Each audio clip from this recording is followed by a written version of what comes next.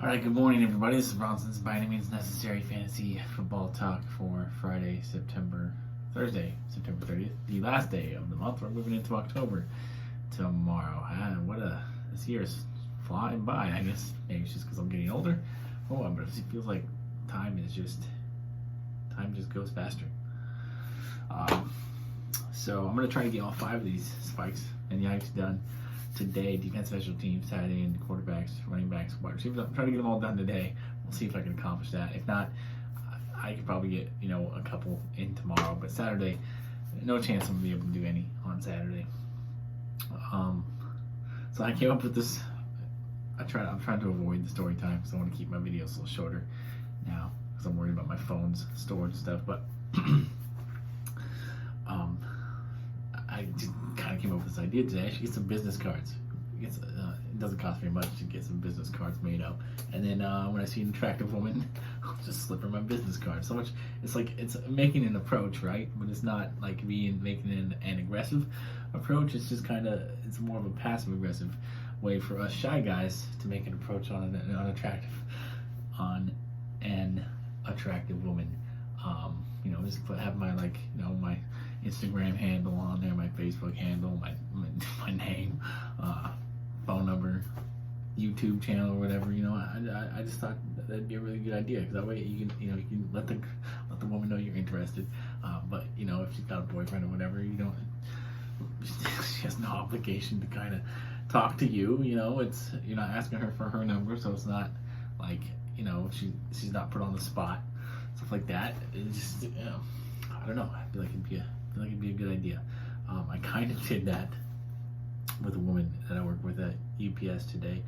I know that she has a boyfriend. I'm not trying to I told her I'm not trying to come on to you when I gave her that stuff. She just acted as if she was interested in finding my YouTube channel a few days ago when I was talking about it. So I wrote it down on a piece of paper, gave her my phone number too. So if she wants to talk to me, she's got access to it now. So maybe she'll find it. Maybe this will be the first video she sees. I don't know. But let's get to the defense, special teams, spikes, and yikes. Or I don't really do spikes and yikes for defense. I just kind of give you my top 10 list, and then give you the defenses that I think some of the better defenses that you should be wary of for the week, which there are a heavy amount this week.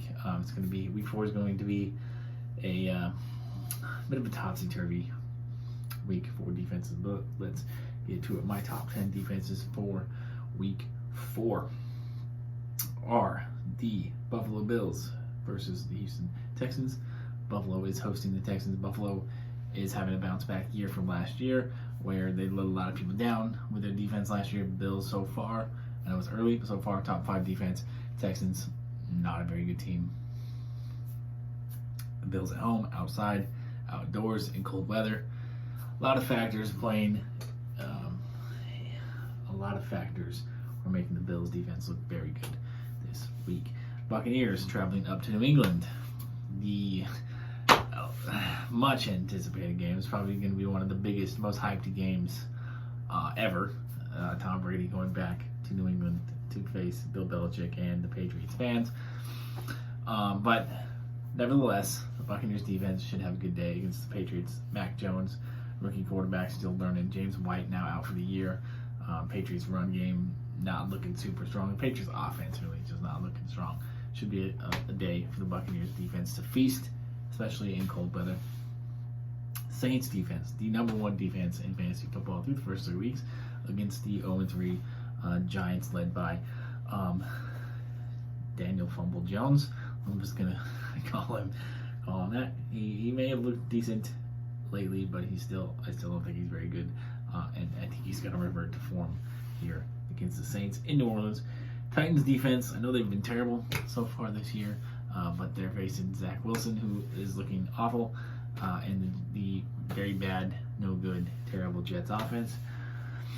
Bengals defense, top 10 so far this season, facing the Jaguars. I think the Jaguars have looked a little bit better each week. I think they finally established the run with James Robinson, and Trevor Lawrence is getting better each week. So this could be a trap game for the Bengals defense because I'm not sold on the Bengals defense long term. But in a week like this, where we have a lot of the top tier defenses having some tough matchups. Bengals defenses we're taking a chance on in week 10. Dolphins defense, I still believe in the Dolphins defense long term for the season, facing the 0-3 Colts and a struggling Carson Wentz and a subpar offensive line for the Colts defense, which is not off to the dominant start that it had last year, but still looking like a top 10 defense against the Dolphins, whose offense is really struggling right now. Even though Jacoby Brissett kind of actually looked a little bit better than Tua last week, I don't know if that's going to continue. Dolphins defense, any defense facing the Dolphins offense right now is in the streaming conversation week to week. Washington football team defense, I know they've been really bad. They've been disappointing a lot of people, and we might have to move on and just completely forget the Washington football defense. But this is a get-right game for them. If they can't have a good day against the Falcons, then yes, by all means, get rid of the Washington football defense. Never look at them again the rest of the year. But they have a good matchup against the Falcons in Atlanta in a dome. Ravens defense against the Broncos. Broncos may be 3-0, but they haven't played anybody good yet. I still think the Ravens defense is a good defense. I think they're going to show that this week. And lastly, the Lions defense against the Bears. If Justin Fields plays again, Lions defense, surefire, must start. If it's Andy Dalton or Nick Foles, still, Bears offense just, as long as Matt Nagy is the coach there, the Bears offense is going to be bad. So any defense facing them, again, just like with the Dolphins, is going to be in the streaming tier, even when it's the Lions. So some of the better defenses that are having some tough matchups this week that you might want to sit. Starting with the Broncos, they're facing Lamar Jackson and the Ravens. Don't like the Broncos. Rams facing the high-powered Cardinals offense. Don't like the Rams. Cardinals also facing the Rams. Don't like that defense this week. Steelers in Green Bay facing the Packers. You might want to sit them. And the Panthers defense facing the Cowboys in Dallas. I mean, if you have those defenses,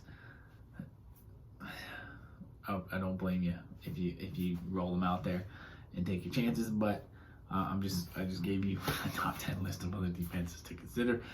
Especially a lot of those defenses like the Titans, Bengals, Dolphins, Lions are going to be widely available in your leagues. You shouldn't have needed to burn a waiver claim on defense, special teams. So they should be out there for you to pick up this week and start in place of some of those other defenses that have poor matchups. So that's it for defense, special teams. I get to my spikes and yikes for tight ends, quarterback, wide receiver, and running back later. So peace out. Have a blessed day. If anybody wants to watch Thursday Night Football with me tonight, I will probably be at a local bar. I haven't decided if it's going to be here in Vancouver or if I'm going to go over to Portland. But if anybody would like to, make some plans, make some arrangements, you've got hours of notice. So I'm a lonely guy. I would definitely not mind some company for a couple of hours, even if it's just simply platonic. That's fine. But thanks for watching. Thanks for following. Peace, love, and nacho fries.